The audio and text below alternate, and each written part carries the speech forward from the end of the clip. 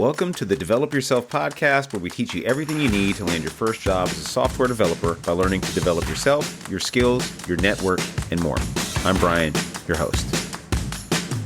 Today on the Develop Yourself podcast, I got my buddy Zubin, the other half, maybe the better looking half of Parsity. I don't know. Today, we're going to talk about an article from a software engineer that we're both familiar with. He actually, I think, works at Google, or maybe used to work at Google. Addy Osmani, prolific writer, just has amazing takes and information that he writes about software and like front-end web development specifically. And he has this article, The 70% Problem, Hard Truths About AI-Assisted Coding. It really just breaks down these warped expectations using AI-assisted coding nowadays. And we're all learning this in real time. This is like a really tremendous shift in the way we write software. And on one end of the spectrum, we have people like, you don't need to write code at all. And you could just use AI-assisted coding. And if you're not doing it right, oh, you just need better prompts. And on the other spectrum, we have people say, don't ever use it at all. And you should just rely on manual coding. And I just want to talk to Zubin. You're a senior software engineer. You've been doing this for a while, so you used to work at Google. And I really want to break down my experience, your experience with these AI-assisted coding tools, and like, what is the reality of using these things nowadays? I mean, I will say that the AI is the worst it's ever going to be, right? It's only going to get better. Okay. So it's 100% useful. But look, I think I said this in a previous podcast of mine. If you give a Formula One car or a superbike to someone who's only ever driven on the streets of some city, there's going to be problems, right? Can they operate it? Yes. Can they operate it safely? Almost certainly not. And that's the big difference, right? Like, there's a reason why even forklifts need training. You need to be trained and licensed to, I mean, this stuff is powerful stuff. And it's not powerful because it can cause you physical harm. It's powerful because it can fool you into thinking you've done something better than you actually have. Yes. Or worse. And now we come into a problem. Like, so Addy actually wrote another article. So I think the one about 70%, problem solving is from late last year from memory.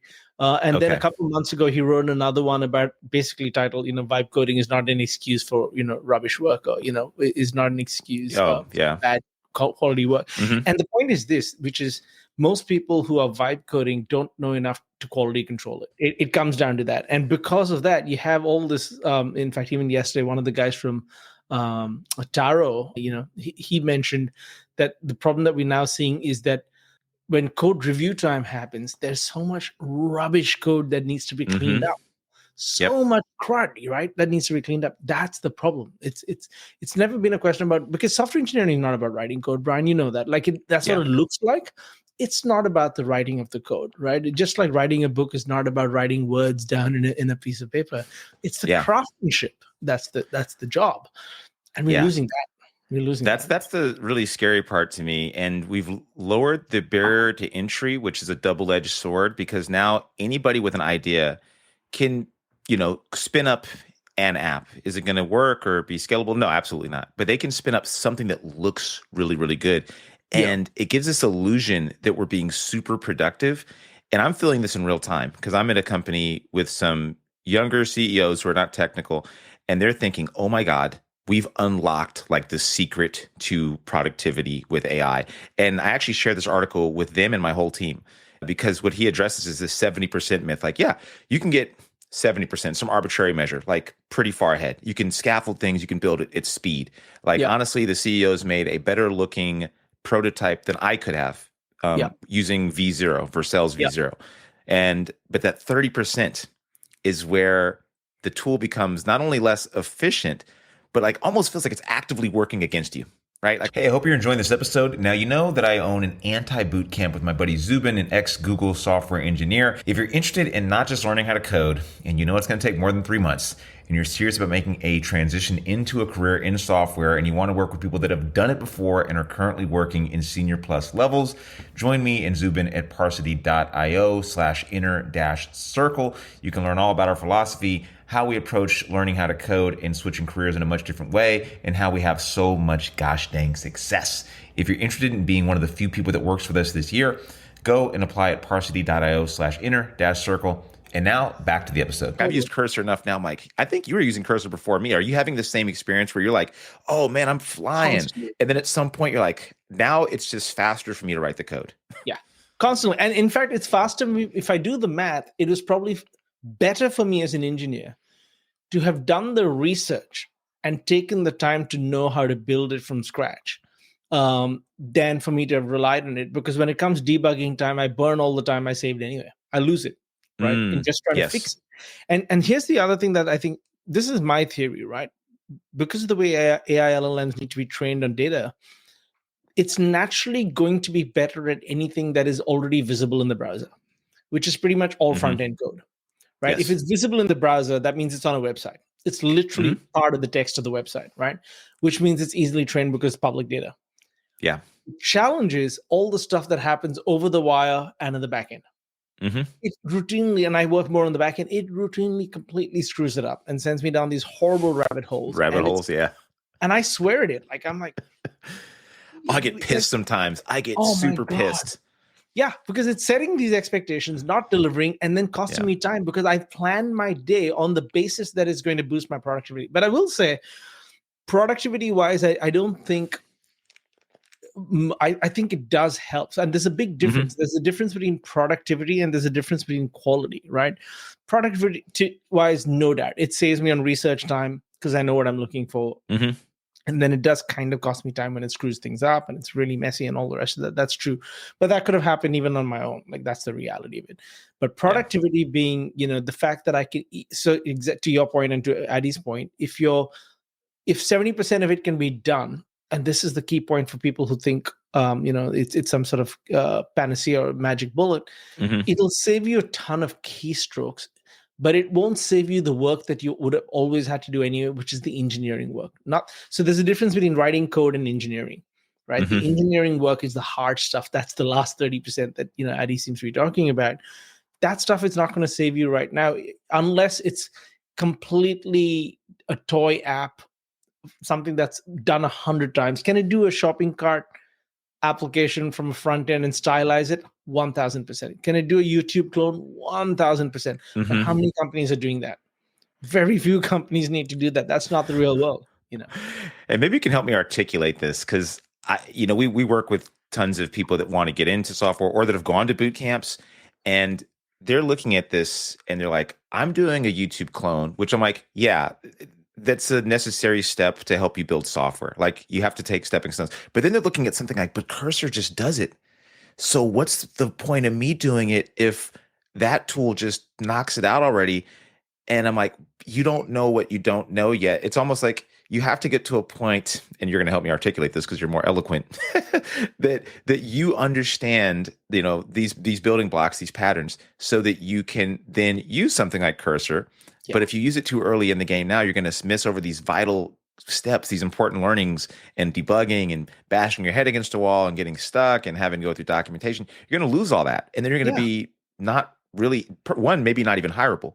Two, if you get hired, I don't think you have a career.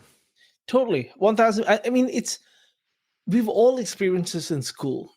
There are practice problems and there are simulations of real life, and then there's real life. And we always know there's a big gap, like, between the simulation and real life. Doctors practice in cadavers. Musicians learn Beethoven and some other, artist or whatever, and practice their stuff. And first you learn by copying, right? Then you got to close the gap with real life. Like, anybody who thinks that, hey, just because I can play Beethoven sonata on the piano means that I can go and compose music is missing a very big step, which is the trial and error piece, right? And that's all a YouTube clone is. It is instruction by using an illustrative example of some of the key widgets, right? Doesn't mean that when you're having to build that out in your own, unless it's exactly the same thing, doesn't mean that you encounter the same problems. And the problems with any simulated environment is it is fundamentally excluding all the wrong paths that you would go down. It just gives you the curated happy path, right? That's what a simulation will end up doing, but that's not what real life is. And that's why real life is so hard to teach. It doesn't matter what it is, driving school, whatever it is. There are some skills where, practically you need to be out there in the field, even if you're a shooter or a golfer, you're out in the range, you're practicing stuff. But then There's no one that's going to tell you that just because you fire a firearm only in a shooting range means you can handle a live situation where, where if you're in the armed forces or the police or something, it's completely different, right? And that's what engineers need to understand. Now, interestingly, I'd ask the question for all the people who are excited about vibe coding. It's very rarely actual engineers. The people most excited about vibe coding, if you notice, entrepreneurs. Correct. Yeah. Because they save money and they save course. time. And they also have the benefit of thinking, hey, I can get 80% of there on the prototype. So there's entrepreneurs, it's people who want to be engineers, who are, but who feel excluded by the engineering community because they haven't made the cut. Understandably, they're a bit bitter about that or, rancid about it. And so they say, hey, vibe coding, I don't need this, right? They're the ones who are most vocal. Actual engineers are very cautious about vibe coding. They're optimistic, but cautious, as opposed to the others, which just like this is gonna change everything. It is gonna change everything, but not the way we think. Oh man, I was on Reddit again. I got to stay off Reddit, and there's a meme on there, and it's one of those vibe coding like chat threads, whatever. And it's like somebody that obviously was kind of dismissed or felt dismissed by the coding community, and was like, asking a question like, what happens when you ask a question on Stack Overflow and people berate you and make you feel stupid? And they're like, ha ha ha, this is why you need coders and stuff. And now they're like showing that, hey, now I can do that same thing with vibe coding and I don't need you anymore. And I do get that. We have kind of created a bit of a snooty culture in some ways within software engineering. Stack Overflow definitely was not what I would consider like a welcoming place for people. And a lot of times software engineers can be dismissive. And, I think the soft skills have obviously become much more important for us to have. But yeah, you're right. I'll take this kind of hot take. I do agree that most entrepreneurs should probably vibe code their way to a prototype if 1000%. possible, and then finally hire some software engineers. I'm not kind of the school of thought like, no, you should never touch that code. I've seen how far V0 can get. I tried to have my son, by the way, do something in V0. I said, hey son, I'm going to show you this. You got to see this. And I said, what do you want to make? A game. I'm like, cool. Try it in V0. Just breaks. Doesn't work at all. Nothing works. And I was so disappointed. I was getting excited. I was thinking maybe. Me too. Okay, I wanted to sell him on coding. It didn't just not work. We did 3 different prompts, and I'm using the paid version of this. I use the paid version of Cursor. I've used the paid version of ChatGPT. I'm willing to pay for these services in general. I was shocked that, here I am trying to do what I consider something fairly simple, and it didn't render anything. It just broke immediately. A very simple game. And then I did actually a video. There's a video that I put out on YouTube a couple days ago. It's doing pretty well, which is unusual. And it's about me live trying to vibe code my way through a fairly simple feature in a prototype I'm building. It's just a prototype, nothing major. It's less than 100 files, and it doesn't do it. And people are watching it, and some people are saying, "Oh, you should have made a better prompt." The typical kind of defensive answer: "You should have done a better prompt," or no, you got to have this tool on top of it. And that leads me to this other thing. We're getting AI SaaS bloat. One person told me, because they're having the same problems with Cursor that we're all having. And when you say SaaS, you mean software as a service, right? Software as a exactly. So I have a Cursor subscription, and I love Cursor. I'm not here to diss it or anything. But somebody says, oh, well, that 30% problem, well, there's another tool now that solves that. And I'm like, I don't want 100 AI tools to write code, because then I'm not doing what I like doing. Yeah. No, and here's the question for you, right? Like, if all these people who are saying, hey, look how I built this and it's amazing and all the rest of that, is it possible that they just happen to get a result because it's a non-deterministic outcome, right? Like, even with the identical prompt, there's no guarantee that the AI is going to come up with the same response, because it's not that's what makes AI generated responses so hard to test. It's non-deterministic, which engineers like us struggle with when we have to test it. That's right. Is it possible that a dead clock is showing the right time twice a day and people are getting excited? Like, Yeah, that's a good question. Actually, this is so new. It's really hard to know. New. Yeah. But like, what do you think, like, is the future as far as, and maybe when I mean the future, like, what are the skills basically that a young early career developer still needs to know? Because I'm getting nervous that we're bringing up a generation of people. I don't want to sound like the old guy, but I feel like we're bringing up a generation of people that maybe have lost the craft of software engineering and either won't be able to get in the industry and have these strange expectations, or their expectations aren't aligned with reality. And then we're going to either lose a generation of people because we're senior software engineers. We're not going to be writing code forever. Who's going to replace us, and what do they need to know, do you think? Oh man, so interesting you asked this question. So just on the weekend, I finished recording a podcast which will come out middle of this week, where it was actually about how recently Microsoft laid off about 6% of its workforce, like 6,000 That's right. people, 3%, and it was all about software engineers. And if you do the math, 53% were software engineers, which means 47% weren't software engineers. Right. And so I'm analyzing, what Microsoft said in their report late last year. I think it was not late last year, mid last year, May 2024, about changes in the workplace. How I can't remember now, but it's in the podcast. About 68% of people are burnt out. 70 something percent of managers are going to hire for AI skills. And I called out that this thing about AI skills is a catch-all phrase that means nothing. Right? Means nothing. Means nothing. Yeah. So, Yeah. What it means to a musician is very different to what it means to a software engineer, is very different to what it means to an AI software engineer, very different to what it means to a machine learning engineer, very different for what it means to a sales rep, right? Like AI skills means very different things for different people. So people get excited about all this and they think it's some sort of major, So I guess to answer your question, Brian, about what the future is, it really comes down to your goals, right? There is no question that AI is going to be part of the tooling. Now, I remember a time when I started my career in law, almost a quarter of a century ago, where there were still pools of stenographers and typists in every law firm because the then senior lawyers and partners weren't fast enough. Right. On the typing, they did the one finger typing because they didn't grow up typing. Whereas our generation grew up typing. And so now most law firms have much smaller, if any, pools of these folks because people are doing their own typing. Right.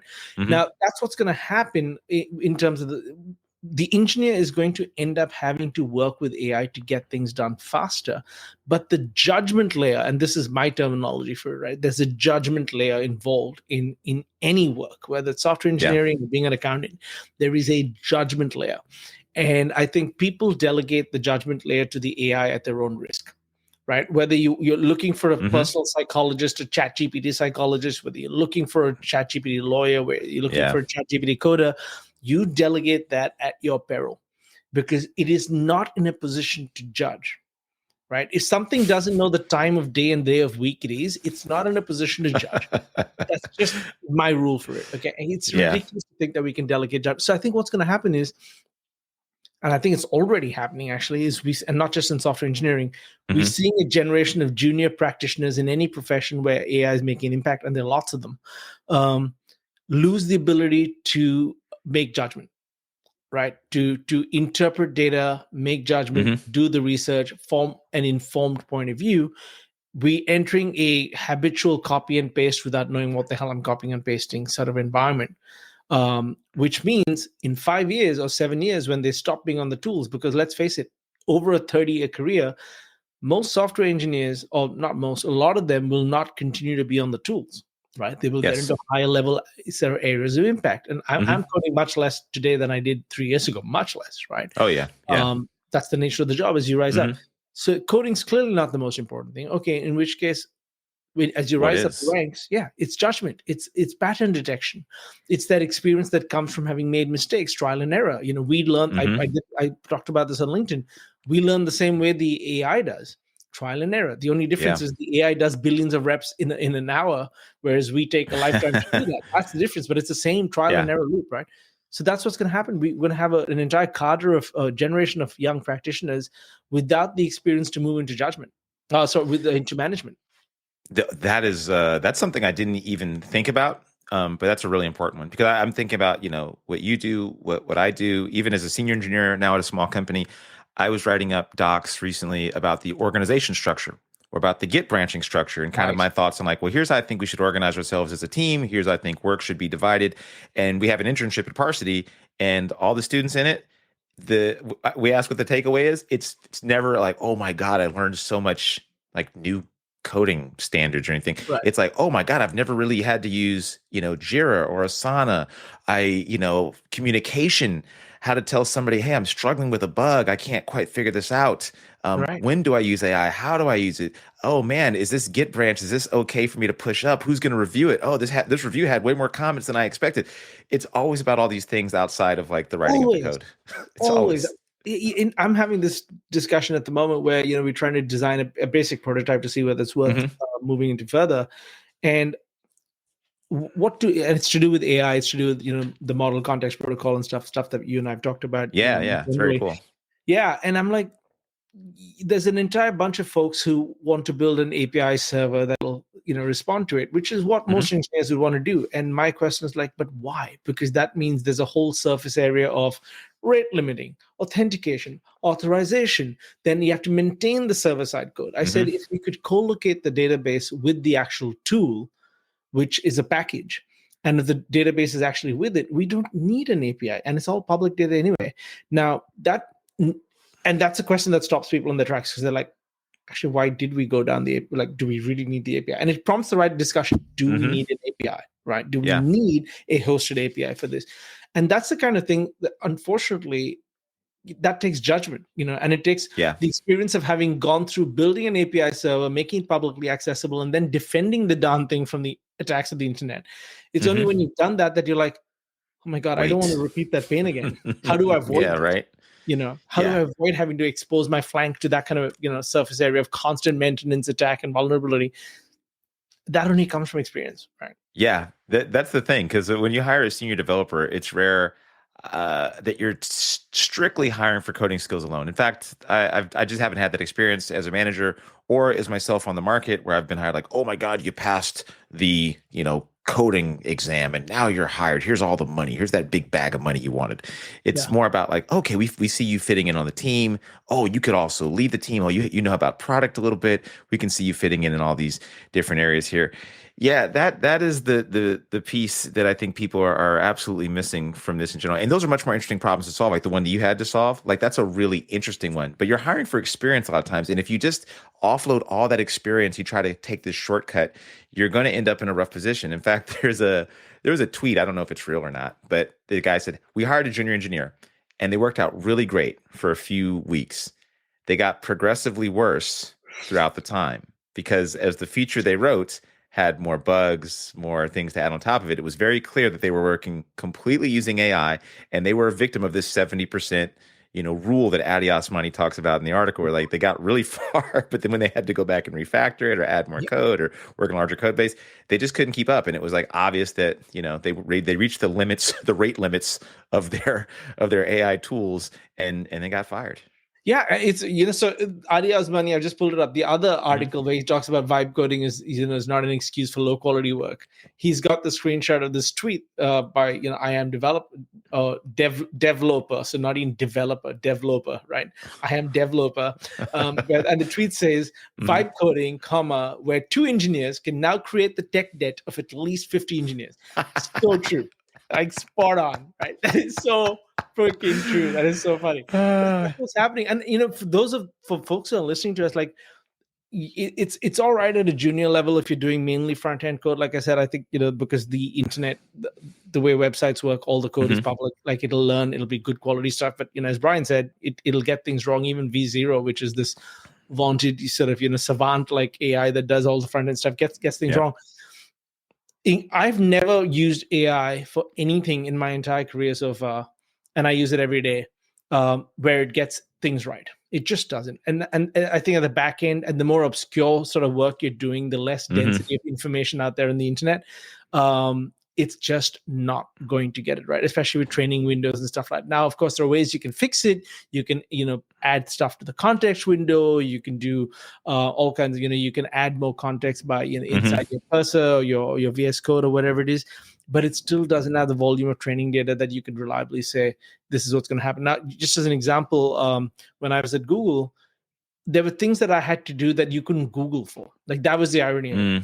Right? Because it is completely internal. That was wild. It was so niche. Yeah. It was hard. And you have to figure things out from first principle. And of course, it's going to take weeks. It's going to take weeks. Like there were 6 people across Google who knew the answer to what I needed, and I had to find them, And that's a skill that people don't talk about. Now, is that an absolute marginal sort of edge case? 1000%. But that's actually the edge cases, I believe, is where the future engineer is going to have value, because a lot of the other stuff will be taken up by the AI. Yeah, If you're just for sure. building a simple form, AI is going to do that for you, right? And I love that it does that, by the way. I mean, I'm a fan that it does a lot of this stuff. Like, I have zero desire to make something look pretty, honestly, or to Right. use a style from Figma. I don't want to do that. It's just No. like I want the AI to do that. Yeah, and that's the thing. I can't stand CSS. I don't know. I don't remember any CSS anymore. Fine, if I had to do a front end, I am totally going Typical to backend rewrite it. developer. Yeah. Typical backend developer, whatever. Who cares if it looks pretty? I just want to bake the pig, right? Yeah. You Right. exactly Yeah. 100%. But I'll get AI to do that stuff, and then I'll tweak it enough to sort of make the judgment call. But then when I actually have to build out the functionality, and it's the problem is when I get stuck. Now what? If AI is the only tool in my toolkit, and I'm stuck, I have a problem. Yeah. When all you got is a hammer, everything's a nail. Correct. Right. And then how do you get unstuck? And then you lose credibility in the team if you can't ask good questions. Before I let you go, man, tell me, what are some ways that you've used AI with writing code that works really, really well? I still go by my original. I think the last time we spoke, also we covered it. For those who missed that episode, go check it out. We talked about some of the rules that I tend to apply when I'm working with AI, which is AI is a team member that I am accountable for. And so I have to put the lens on of I'm working with this AI and I am accountable for the code that it writes. So if it writes it and it's wrong, that's on me because I merged it or I sort of let it enter the code base, which means you have to exercise a tech lead mindset with the AI. You've got to know how to review it. If you know enough to review it, then use it as much as you like. But if you don't know enough such that the AI is telling you things that you have no idea about, you would be hesitant, even unless it's someone on your team that's had 5 years of proving themselves. You would not just blindly say, okay, you're saying that, I believe you. You would always want to validate, check the code out, improve it, test it, etc. You want to do all that. So treat it like an employee that you're responsible for, that like you're the manager for. Do not delegate things that you do not already know how to do or know enough that you could figure out how to do it, right? If you're delegating things that you have no idea how to do, it's kind of, those startups, Brian, where you have non-technical founders who assuming everything is possible just because they saw it in some AI video, and they think we just delegate everything to the AI, and then the engineers are like, it's not going to work. Yeah, not quite. Yeah, yet. exactly. Yeah. So it's that sort of, if you're delegating to the AI and you don't know how to do it, then you're opening up a real Pandora's box of problems. So I think those are broadly the two principles. I use it every day, but I'm very clear that this is a pair programming exercise. This is not you program and I lie in a hammock and sip a pina colada. That's not what's going on. This is pair programming. I'm going to stress test. There's a reason why I talked about this LinkedIn. There's a reason why it's called Copilot. It's not called Pilot. There's a reason, right? There's a code there. It's meant to be with you. It's meant to be done with you. And there's also a reason why commercial airliners still require a licensed and trained pilot to be up there. Even if they're sleeping, they're required to be up there, even when the plane's on autopilot, because would you get on a plane where the pilot wasn't trained just because autopilot is really good or the AI is really good at flying the plane? No, you'd expect the pilot to be trained. Yeah. It doesn't differ. It doesn't differ here at all, Okay. Yeah. I like that a lot. Yeah, it's funny. We have self-driving cars now, which are also a little scary because I take them for fun in San Francisco. They're awesome. But if I'm in a rush or if I have to go through a sketchy area, I absolutely want a human there because I do not trust it to make the right decisions. Yeah. Lastly, what is the one AI tool you like using the most for coding? I'm a big fan of just in the IDE experiences. So I think what both VS Code and Cursor are doing are great. So you don't need to hop around between windows and tabs anymore. You just create it in your IDE.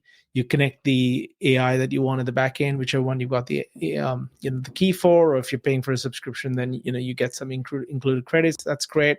I don't really use the ChatGPT interfaces very much. I don't use those interfaces at all. I just do most of it in the AI. In the IDE directly. Moving around. By the way, guys, developers out there, learn to use keyboard shortcuts. I Oh my cannot God, yeah. tell you how Holy moly. life-changing they are. Yeah. You Yeah, set your key please. bindings up. Please.